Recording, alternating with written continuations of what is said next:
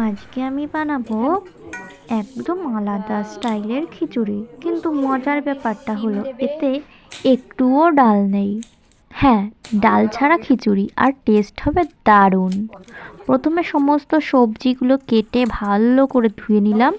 এরপরে কড়াইতে তেল দিয়ে আর ওই সবজিগুলো দিয়ে তার মধ্যে হলুদ দিলাম, আর সঙ্গে দিলাম টমেটো। এর সঙ্গে একটু শুকনো লঙ্কা গুঁড়ো দিয়ে যে মশলা ছিল সে মশলাগুলো দিয়ে দিলাম। এরপর ভালো করে নাড়াতে হবে যতক্ষণ না এর কাঁচা কাঁচা গন্ধটা ছেড়ে যায়।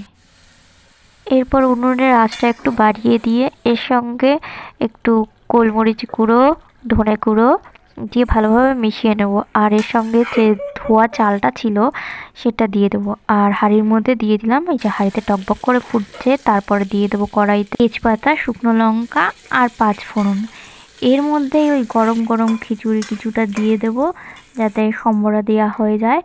আর বড় হাঁড়িতে সব কিছু ঢালা রয়েছে, তাই কড়াইতেই অল্প কিছু দিলাম, সেটাই আবার হাঁড়িতে ট্রান্সফার করে দিলাম। স্বাদে গন্ধে খুব সুন্দর লাগছে। আর এর সঙ্গে কিছু ধনেপাতা দিয়ে দেবো, যাতে স্বাদটা আরও ভালো হয়। এই যে দেখতে দেখতে রান্না কমপ্লিট। এবার বেড়ে নিলাম একটা বাটিতে। দেখো কালারটা কত সুন্দর এসছে, এতে মনেই হচ্ছে না যে ডাল নেই। আমার কাছে তো ভালো লেগেছে। তোমাদের বাড়িতে যদি ডাল কখনো না থাকে তবে এভাবে ট্রাই করে দেখতে পারো। টাটা।